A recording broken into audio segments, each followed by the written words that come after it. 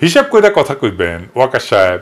আপনার সিল মারার টাইম এসে গেছে। আয়না ঘরের মতো যে সমস্ত টর্চার সেল আপনি সেনাবাহিনীতে রাখিছেন বা এদের মূল হতাদের রক্ষায় আপনার যে ভূমিকা মানে হইলো এই বেয়াদবির জন্য ওয়াকারের 14 বছর সশ্রম কারাদণ্ড হওয়ার বিধান আছে। তার মানে আয়না ঘরের জন্য 14 বছর, আইন বহির্ভূত গ্রেপ্তারের জন্য 2 বছর, আর বেয়াদবির জন্য 14 বছর, মোট 30 বছর সাজা জেনারেল সাহেবের প্রাপ্য। তো স্যার এই 30 বছর আপনার হাসিনার অনেক লেসপেন্সারকে সাথে পাইবেন, তাদের সাথে জেলে বৈশা দেশ গড়ার আলাপ কইরেন। সেনা প্রধানের উপরে সেনা আইন প্রয়োগ করবে কে, সেটা বড় প্রশ্ন, কিন্তু এর সমাধান আছে। আমার কাছে কাল সব প্রবলেমের সলিউশন আছে। দেশের সর্বোচ্চ আদালত সুপ্রিম কোর্ট, যারা সাংবিধানের ব্যাখ্যা দিতে পারেন, তাই এই সমস্যার সমাধান দিতে পারেন সুপ্রিম কোর্ট। আমি মাননীয় প্রধান বিচারপতিকে অনুরোধ করব আপনি একটা সুমোটো বা স্বতঃপ্রণোদিত রুল জারি করেন এবং সেনা প্রধানকে ওয়ারেন্ট অফ প্রেসিডেন্স এবং সেনা আইন লঙ্ঘনের বিষয়ে ব্যাখ্যা দিতে আদালতে ডাকেন। ওয়াকার গতকালকে খুব স্পষ্ট, খুব চাচাচলা কথা কইছে, কোনো রাগঢাক করে নাই, এটা ভালো। আমি আপনাদের সতর্ক করে দিচ্ছি, পরে বলবেন যে আমি সতর্ক করিনি। আমি আপনাদের সতর্ক করে দিচ্ছি, আপনারা যদি নিজেদের মধ্যে ভেদাভেদ ভুলে একসাথে কাজ না করতে পারেন, নিজেরা যদি কাদা ছোড়াছুড়ি করেন, মারামারি কাটাকাটি করেন, এই দেশ এবং জাতির স্বাধীনতা সার্বভৌমত্ব বিপন্ন হবে। আমি আজকে বলে দিলাম, নাইলে আপনারা বলবেন যে আমি আপনাদের সতর্ক করিনি। আমি সতর্ক করে দিচ্ছি আপনাদের। ভালো। আর্মি সবসময় চায় শত্রু তাকে লক্ষ্য করে গুলি ছুড়ুক, গুলি ছুড়লেই একমাত্র আপনি প্রতিপক্ষের অবস্থান বুঝতে পারবেন। ওয়াকার সাহেব নিজের অবস্থান জানাইছেন, নিজেরে দেশের বিপ্লবের ছাত্র জনতার আকাঙ্ক্ষার প্রতিপক্ষ বানাইছেন, আর অবশ্যই অবস্থান জানাইছেন। এটা তার একার অবস্থান না, এই অবস্থান ভারতের, এই অবস্থান আওয়ামী লীগের, এই অবস্থান বাংলাদেশের সুশীল এলিটদের, হয়তো কোনো রাজনৈতিক দলেরও আমি আর নাম বললাম না। তো সে কি বলিছে? 1 number, police, RAB, NSI, DGFI এই সমস্ত প্রতিষ্ঠানকে দুর্বল করে তোলা যাবে না। এই সমস্ত প্রতিষ্ঠানের সদস্যদের বিচারের প্রশ্নটা এদেরকে দুর্বল না কইরা সমাধান করা লাগবে। 2 নাম্বার, নির্বাচন ডিসেম্বরে হইতে হবে এবং ইনক্লুসিভ হইতে হবে। ইনক্লুসিভ মানে এটা আওয়ামী লীগ থাকতে হবে, আওয়ামী লীগকে পার্টিসিপেট করতে হবে। 3 নাম্বার, বিডিআর বিদ্রোহের বিচার যা হয়েছে ঠিকঠাক হয়েছে, এটা নিয়ে আর আগানো যাবে না। 4 নাম্বার, দেশব্যাপী যে হানাহানি মারামারি কাটাকাটি হইতেছে এগুলো বন্ধ করা লাগবে। উনি কইছেন মব, নানাবিধ মব বন্ধ করা লাগবে। এইসবের সার কথা কি? সার কথা হইল প্রফেসর ইউনূসের সরকারকে দ্রুত বিদায় নেওয়া লাগবে এবং বিপ্লবী তৎপরতাগুলো বন্ধ করা লাগবে। সোজা কথায় স্ট্যাবলিশমেন্টকে ঠিক রাখা লাগবে, আওয়ামী লীগকেও নির্বাচনে অংশগ্রহণ করতে দিতে হবে। কইতে চাইছে, যেটা কইতে চাইছিল আর কি, যে নির্বাচন হবে, তাড়াতাড়ি হবে, আপনাকে ক্ষমতা আসার সুযোগ দেব। তবে ইন্ডিয়ার সাথে আগের যে সম্পর্ক ছিল না আধিপত্যবাদী, সেটা পুনঃপ্রতিষ্ঠা করতে হবে, এই শর্ত আছে। গেলে আওয়ামী লীগকে পর্যায়ক্রমিক ভাবে পুনর্বাসন করতে হবে, এটাও শর্ত আছে। বিডিআর এর হত্যাকাণ্ডের বিচার নিয়ে আগাইতে পারবেন, এটাও শর্ত আছে। অন্য সকল বাহিনীর বিরুদ্ধে চলমান তদন্ত বন্ধ করতে হবে, এটা আর একটা শর্ত। আর সেনাবাহিনীর আয় ব্যয়ের যে হিসাব টিসাব আছে না, এটার গোপনীয়তা রক্ষা করতে হবে, এটা একটা সত্য। খেয়াল করলে দেখবেন যে আওয়ামী লীগের ষড়যন্ত্রের বিরুদ্ধে ওয়াকারের কোনো বক্তব্য নাই, বরং বেশি বাড়াবাড়ি করলে সার্বভৌমত্ব ঝুঁকিতে পড়ার হুমকি আছে। মানে কি, বাংলাদেশের সার্বভৌমত্ব হুমকির মুখে পড়া মানে কি, তো ইন্ডিয়া বাংলাদেশ দখল করে নেবে, তাই তো? দেশের সার্বভৌমত্ব ছিল, স্বাধীনতা ছিল। 1971-এর 25শে মার্চ পাকিস্তানি বাহিনী গণহত্যা চালাইল, তারপরে কি হইল? শান্তি বাহিনী তৈরি হইল। মানে যা হওয়ার হয়েছে, এখন আমরা শান্তি চাই, মুক্তিযোদ্ধারা সব দুষ্কৃতিকারী। এই মাইন্ডসেট, এটাই হইতেছে দুর্বল ভীরু কাপুরুষের মাইন্ডসেট, এটাই হইতেছে সেই পাকিস্তানি বর্বরতার মাইন্ডসেট। এই মাইন্ডসেটই দেখাইলো ওয়াকার, যা হওয়ার হয়েছে। যারা বিপ্লব করছে তারা মব, যারা বিপ্লব করছে তারা দুষ্কৃতিকারী, যারা বিপ্লবী কর্মকাণ্ড চালায় তারা দুষ্কৃতিকারী। একজন সাবেক সিটি মেয়র যদি বলে যে শহরে আমরা দিনে চলতে পারি না, সেই শহরে আমরা রাতে ঘুমাইতে দেব না, শুনেন, আমাদের কথা স্পষ্ট, যে রাজধানীতে আমাদের মানুষ শান্তিপূর্ণভাবে দিনে ঘুরতে পারবে না, চলতে পারবে না, সেই রাজধানীর মানুষ রাতে ঘুমাতে পারবে না। যেখানে হাসিনা বলে সহিংসতার নির্দেশ দেয়, শুনেন। 32 নম্বর যে হাত দিয়ে হাতুড়ি পিঠে ভেঙেছে আর ওই ট্রাক্টর চালিয়েছে, তাদের ওই হাত দিনের মতো এমন করে দিতে হবে।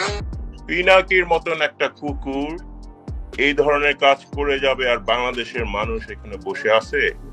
অ্যাসাইলাম মারা একটা কুকুর এখানে বসে আছে, এই কুকুরটা গলা কাইটা যদি এখানে কোনো মানুষের ডেথ পেনাল্টি হবে না, life in the prison. I am challenging. I am sorry. এবার শুনেন, ইলিয়াসরা জবাই করার কথা বলছে। ইসলাম যদি আমাকে অ্যালাউ করতো কাউকে খুন করা, 1 নম্বরে আমি খুন করতাম, দিস গোয়িং টু লাইফ, 1 নম্বরে আমি খুন করতাম ওই ইয়েকে, কি বলে, ইলিয়াসকে। সেইখানে ওয়াকার কারে হানাহানি থামানোর কথা বলতেছে, কারে? হাসিনাকে তো বলে না। ওয়াকার বলে কাদা ছোড়াছুরির কথা, মানে রাজনৈতিক বিতর্ক থাকবে না সমাজে। 15 বছরের ফ্যাসিবাদের ভূত 7 মাসে দূর করা যাবে? ওয়াকারকে নিজে তার দায়িত্ব পালন করেছে। আওয়ামী লীগারদের ক্যান্টনমেন্টে আশ্রয় দিছে কে? দুর্বৃত্ত জেনারেলদের নিরাপদে পালায় যেতে সাহায্য করছে কে? দেশের রাজনৈতিক পট পরিবর্তনের সময় ইন্ডিয়ান সেনা প্রধানের সাথে সার্বক্ষণিক যোগাযোগ রাখছে কে? এই ওয়াকার। শুনেন ইন্ডিয়ান সেনা প্রধান কি বলে। I am in touch with the chief of Bangladesh during the time of when this changeover took place. I was in constant touch with him. এমনকি হাসিনার শেষ সময় সেনাবাহিনী নামায় তাদের দিয়ে বিক্ষোভকারীদের উপরে গুলি করা, ড্রোন দিয়া বিক্ষোভকারীদের ইন্টেলিজেন্স দিছে না আর্মি? ওয়াকার দিছে না? আয়না ঘরে প্রফেসর ইউনুসকে যাইতে বাধা দিছে না আর্মি? আয়না ঘরের ক্রাইম সিনকে তার আওতাধীন এলাকায় পরিবর্তন করে দেওয়া হয়েছে না? ওয়াকার যে বিকল্প ক্ষমতা কেন্দ্র কইরা সিসি হইতে চাইতেছে, তার যে খায়েশ এইটা, আর তার মাধ্যমে হাসিনার আর ইন্ডিয়ার ইন্টারেস্ট পুনর্বাসন করতে চাইতেছে, তা আমি অনেক আগে থেকে বলতেছি। এডিটর সাহেব দেখান আমার ভিডিওর থাম্বনেল গুলো, পাশের তারিখ দিয়ে দিয়েন কত তারিখে এটা দিচ্ছি। ওয়াকার সাহেবের বক্তব্যে ফ্যাসিবাদের পুনরুত্থানের লক্ষণ স্পষ্ট। ওয়াকার যা বলছে তার মধ্যে পতিত সরকারের দালালদের রক্ষা করার ইঙ্গিত স্পষ্ট। তর্জনী উঠায় সবাইকে সতর্ক করছেন ওয়াকার সাহেব। ওই তর্জনী আমরা চিনি, ওইটা মুজিবের স্বৈরাচারী তর্জনী, ওইটা হাসিনার ফ্যাসিস্ট তর্জনী, ওইটা মোদির হিন্দুত্ববাদী তর্জনী। এই হেডম কই থেকে আসে তা আমরা জানি। ওয়াকার সাহেব, মেলা সেনা প্রধান আসছে গেছে, ওই চেয়ারে যতদিন ততদিনই হেডম, মাথায় রেখেন কথাটা। এটা কোনো হেডম না। যাদের সাথে খেলতে আসতেছেন তাদের হেডম চেয়ারের উপরে না, তাদের হেডম রাস্তায় জনতার শক্তিতে। আসেন এডা এডা করে ধরি। সেনাবাহিনী আর সেনা প্রধানের প্রতি বিদ্বেষ কেন? হাসিনা বলতো আমার অপরাধটা কি? শুনেন, দেশবাসীর কাছে আমি বিচার চাই, কি অপরাধটা কি করেছি। আর হাসিনার বনজামাই ওয়াকার বলে সে নাকি জানেই না কেন লোকে তার উপরে দিলা। এটা কি ফ্যামিলির ঐতিহ্য ওয়াকার সাহেব? আপনি তো ফ্যামিলির পার্ট না, বিয়ে করেছেন ওই ফ্যামিলির, তো আপনার ভিতরে তো ওই জিনটা নাই, তাও এটা শিখে গেছেন না? তো ওয়াকার সাহেব, একদিন আমরা যে এত কিছু কইলাম তখন আপনি কইছিলেন কানের মধ্যে কি তুলা দিয়ে রাখিছিলেন? নাকি বিপ্লবী ছাত্র জনতার গণদাবির প্রতি আপনার কোনো শ্রদ্ধা নাই? অবশ্য না থাকাটা স্বাভাবিক, আপনি তো বাংলাদেশে এই মুহূর্তে পতিত স্বৈরাচার হাসিনা শেখ পরিবারের শেষ ব্যক্তি যে বাংলাদেশে আছে। তাই দেশের স্বার্থে এই বিষয়ে কথা বলা দরকার। আমি ওয়াকার সাহেবকে কিছু প্রশ্ন করব, সবকও দেব। আপনার যদি হ্যাডম থাকে ওয়াকার সাহেব, তাইলে অনুরোধ করব আমার সব প্রশ্নের উত্তর সংবাদ সম্মেলন করে দিবেন, নাইলে জাতি বুঝে নেবে জুলাই বিপ্লবের পর নতুন বাংলাদেশ বিনির্মাণে আপনার অবস্থান কি। চলেন আল্লাহর নামে শুরু করি।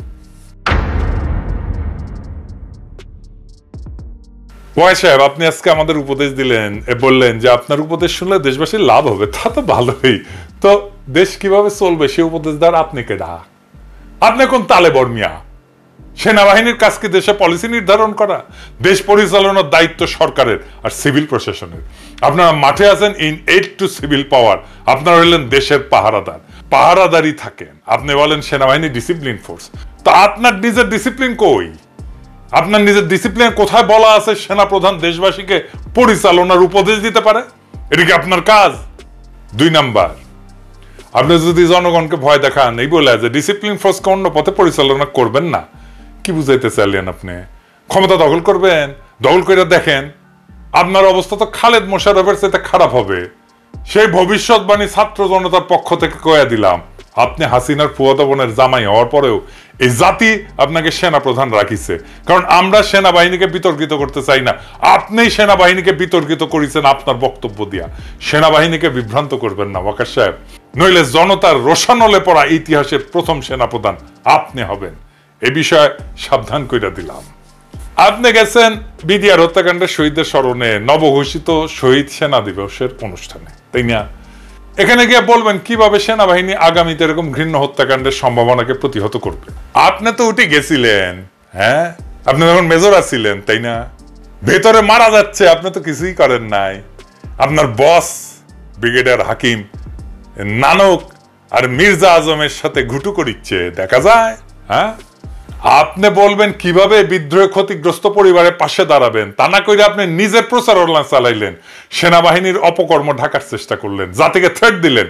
এত সাহস কই পান ওয়াকার সাহেব? ইন্ডিয়া থেকে নতুন অফার পাইছেন? হ্যাঁ, ভালো।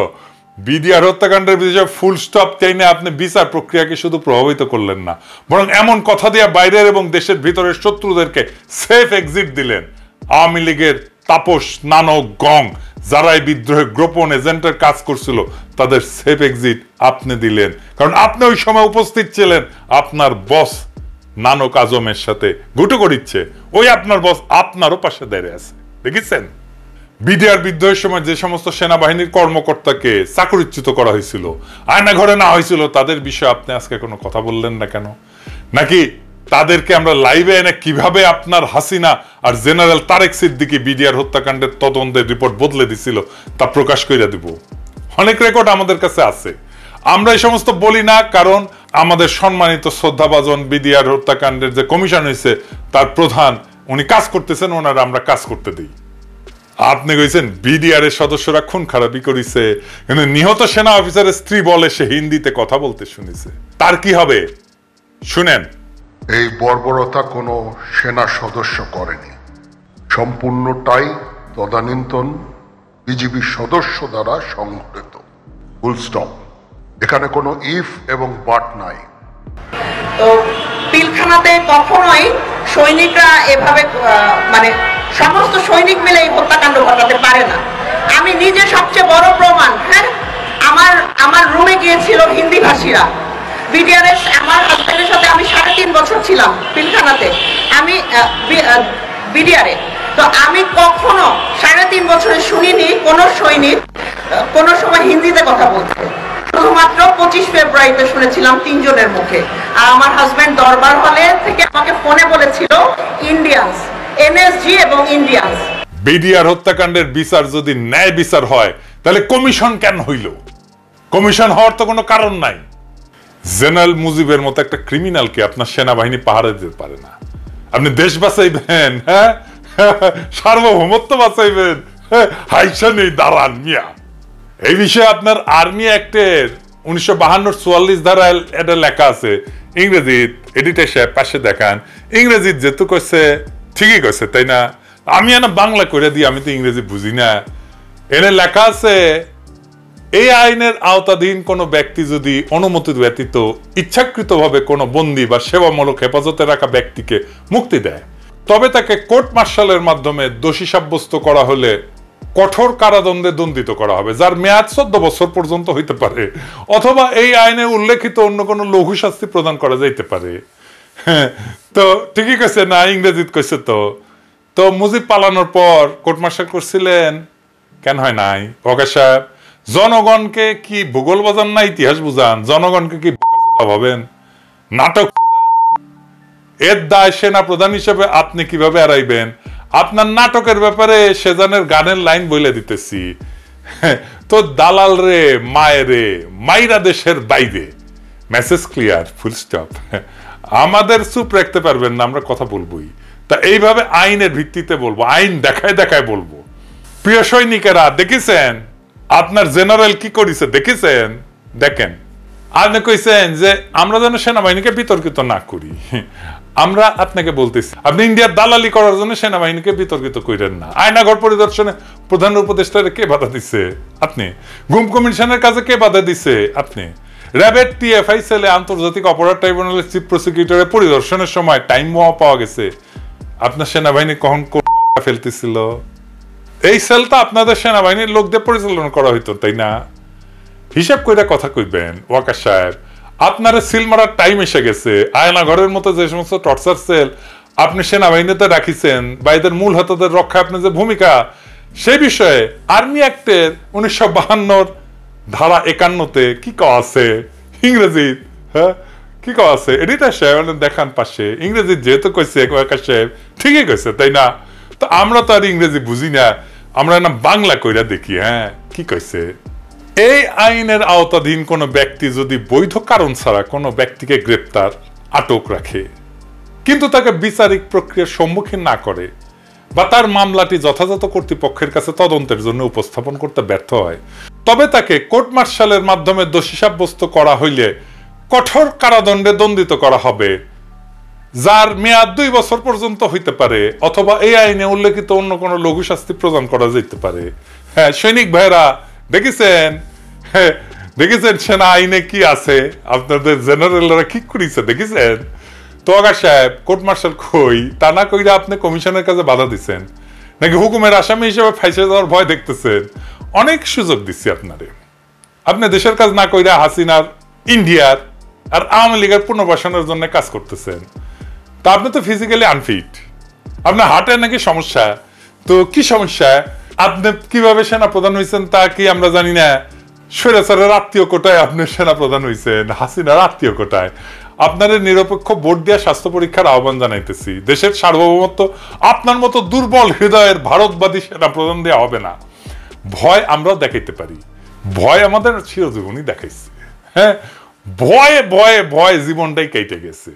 ভয় হাসিনাও দেখাইছিল, ওই ভয় আমাদের দেখায় না। খাড়া হইয়া দাঁড়াইতে পারেন না, দুর্বল হাট, মোটা ভুড়ি, আবার ডর দেখান। আসলে ডরাইছি। আপনি তো হাসিনারে তেলাইতে তেলাইতে জীবন অষ্টাগত। শহীদ সেনা দিবসের বক্তব্যে বললেন আমার সাথে ডক্টর ইউনূসের কথা হয়েছে। তো মাননীয় প্রধান উপদেষ্টা কি আপনার খালু লাগে? শাশুড়িকে তো আম্মা দেখতেন, এখন সম্মানের এত অভাব কেন? সরকারকে মানতে ইচ্ছা করে না নাকি সরকার পছন্দ হয় নাই? আমাদের জনগণের আপনাকে পছন্দ ছিল না। প্রফেসর ইউনূসের কারণে আপনারা তো আমরা কিছু বলি নাই, কিন্তু আপনার স্বভাব তো আওয়ামী লীগের মতো। আসেন আপনারা মিলিটারি একাডেমি শিখাইতে যেটা পারে নাই তা আজকে শিখাই দিই। আসেন ওয়াকার সাহেব, আপনারা এনা ক্লাস নেই। একটু ওয়ারেন্ট অফ প্রেসিডেন্স দেখি। ওয়ারেন্ট অফ প্রেসিডেন্স হইল সেই আইন যার দ্বারা সরকারের বিভিন্ন পদের পারস্পরিক জ্যেষ্ঠতা নির্ধারণ করা হয়, কে কার চাইতে বড়। সেখানে মাননীয় প্রধান উপদেষ্টার অবস্থান 2 নম্বরে, আপনার অবস্থান 12 নম্বরে, তাও মন্ত্রী পরিষদ সচিবের পরে। তার মানে আপনি এক বক্তব্যে 2টা বেয়াদবি করেছেন। প্রথম বেয়াদবি আপনি মাননীয় প্রধান উপদেষ্টাকে ডক্টর ইউনূস বলে সম্বোধন করেছেন, আবার আরো বলছেন যে সকল প্রতিষ্ঠান ভেঙে পড়ছে, শুধু সেনাবাহিনী টিকে আছে। আপনি এই কথা দিয়ে পুরা সিভিল প্রশাসনকে অপমান করেছেন, যার প্রাতিষ্ঠানিক অভিভাবক মন্ত্রী পরিষদ সচিব। আপনি আপনার 2 জন সুপিরিয়রকে অপমান করেছেন। আপনার এই সাহস কে দিল? ওয়ারেন্ট অফ প্রেসিডেন্স ভাঙার এইটা আপনি চাকরি বিধি লঙ্ঘন করেছেন। আর্মি অ্যাক্ট 1952 ধারা 33 মতে, ইংরেজি যেহেতু কইছে ঠিকই কইছে তাই না, পাশে লিখে দেন। তো আমরা তো ইংরেজি বুঝি না, আমরা না বাংলা কই, তাই না? আচ্ছা একটা জিনিস কম তো ওয়াকার সাহেব, আপনার বাবা তো একটা শ্রদ্ধাভাজন আইনজীবী ছিলেন, বিচারক ছিলেন, তো আপনি আইনের কিছুই তো শিখেন নাই। আপনার বাপেরও যদি কিছু শিখলেনি তাও একটা কাম হইলেনি।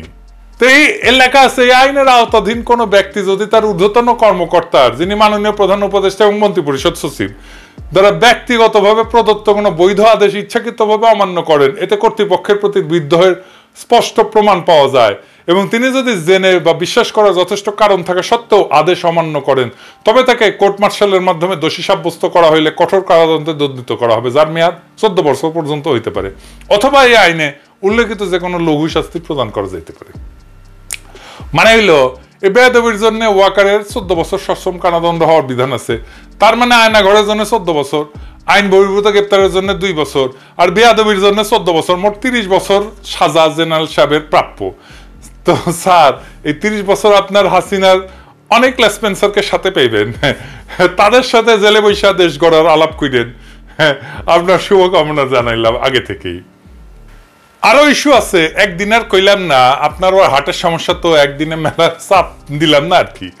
আবার কইমুনি এই সেকেন্ড এপিসোডে আর কি কি আপনার প্রতি আসিচ্ছে। তো এই প্রথমে একটা কথা কই, এটা শেষ কথা কইয়া নি, যে আপনার উপরে আইনটা কেমনে প্রয়োগ করা হবে সেটা না দেখে দিই, তাই না? এইসব বিধানের একটাই সমস্যা, তা হইল যে সেনা আইনের অজুহাত। সেনা প্রধানের উপরে সেনা আইন প্রয়োগ করবে কে, সেটা একটা বড় প্রশ্ন, কিন্তু এর সমাধান আছে। আমার কাছে কাল সব প্রবলেমের সলিউশন আছে। দেশের সর্বোচ্চ আদালত সুপ্রিম কোর্ট, যারা সাংবিধানের ব্যাখ্যা দিতে পারেন, তাই এই সমস্যার সমাধান দিতে পারেন সুপ্রিম কোর্ট। আমি মাননীয় প্রধান বিচারপতিকে অনুরোধ করব আপনি একটা সুমোটো বা স্বতঃপ্রণোদিত রুল জারি করেন এবং সেনা প্রধানকে ওয়ারেন্ট অফ প্রেসিডেন্স এবং সেনা আইন লঙ্ঘনের বিষয়ে ব্যাখ্যা দিতে আদালতে ডাকেন। বিচার বিভাগ স্বাধীন এবং তার স্বাধীনতা প্রমাণের এটাই সবচেয়ে বড় সুযোগ। আশা করি এই সুযোগ আমাদের মাননীয় প্রধান বিচারপতি নষ্ট করবেন না। প্রধান বিচারপতি একজন দক্ষ এবং যোগ্য মানুষ। আশা করি আপনি বিচার বিভাগের প্রতি জনগণের আস্থা ফিরিয়ে আনতে ছোট্ট কাজটা করবেন। আমাদের দুর্নীতি দমন কমিশনের প্রতি অনুরোধ, 111-এর সময় যত সেনা কর্মকর্তা মাঠে দায়িত্ব ছিল তাদের সম্পদের অনুসন্ধান করেন, সব খুঁজে টেনে টেনে বের করেন। হ্যাঁ, ওইটা সম্পদ ধরে টান দিবেন, সব সোজা রুলারের মতো সোজা হয়ে যাবে। আওয়ামী লীগের সময় পদোন্নতি পাওয়া কর্নেল র্যাঙ্কের উপরে সবার উপরে অনুসন্ধান চালান। যারা সড়ক এবং জনপদের প্রকল্প পরিচালক ছিল তাদের এই অনুসন্ধানের আওতায় আনেন, দেখবেন অনেক সমস্যার সমাধান হয়ে যাবে। সব সমস্যার সমাধান আছে, বুঝছাও? মন্ত্রী পরিষদ সচিব আর প্রধান উপদেষ্টা মুখ্য সচিব আপনাদের নেতৃত্বে সিভিল প্রশাসনকে যে অকার্যকর বলছে তার প্রতিবাদ করেন। আপনাদের দিকে পুরা সিভিল প্রশাসন তাকায় আছে। আপনারাই প্রথম রাতের নির্বাচনে কুশীলবদের চাকরিচ্যুত করছেন, এতে প্রশাসনের সম্মান বাড়ছে। আর্মি চিফের এমন লজ্জাজনক মন্তব্যের প্রতিবাদ করেন। আমরা এই ক্ষেত্রে সিভিল প্রশাসনের পক্ষে, জনতা তার সেবকদের সম্মান দিতে চায়। জুলাই বিপ্লবের গণহত্যায় যে বাহিনী জনগণের উপর গুলি চালাইছে তাদের থেকে দেশ গঠন আর সার্বভৌমত্বের লেকচার 5ই আগস্টের পর নতুন বাংলাদেশের সবচেয়ে বড় প্রহসন। ওয়াকার সাহেব, আপনি দুর্বল হৃদয়ের মানুষ, হারকুলিস হইতে যায় না। রাজনীতির মাঠ বড় পিচ্ছিল, এখানে খেলা অত সহজ না। 18 বছর থেকে আপনি যখন লেফট রাইট করেছিলেন তখন আমরা রাজনীতির রাজা উজির মারি। বাংলাদেশে ইন্ডিয়ার লেসপেন্সারি করার কোনো দল, কোন ইনস্টিটিউট টিকতে পারবে না। Full stop, period. হাসিনা পারেনি, পুলিশ, র্যাব, বিজিবি পারেনি। সেনা শাসনের ডট দেখায় না। ইন্ডিয়ান পাওয়ার কলিকাতা হারবাল খেয়া বীর ছাত্র জনতাকে ডট দেখাইতে আসবেন না। খালেদ মোশাররফ কলে হইপার থেকে ডাক দিবে, উইও হারকুলিস হবার চাইছিল ইন্ডিয়ান সালসা খাইয়া। আবার আওয়ামী শাসন, ভারতীয় আধিপত্যবাদ ফিরে আনতে চাইছিল। ওই ইতিহাস রিপিট করতে চাইলে স্বাগতম। আপনি যে আওয়াজ দেন আমরা দেশে ফিরলে সামলাইতে পারবেন, হুদাই ফাল পাইলেন না। আমরাও শান্তি চাই দেশে, আমরা স্থিতিশীলতা চাই, কিন্তু কোনোভাবেই ইন্ডিয়ার তালুকদারি আর হাসিনার আওয়ামী লীগের প্রত্যাবর্তনের বিনিময়ে না।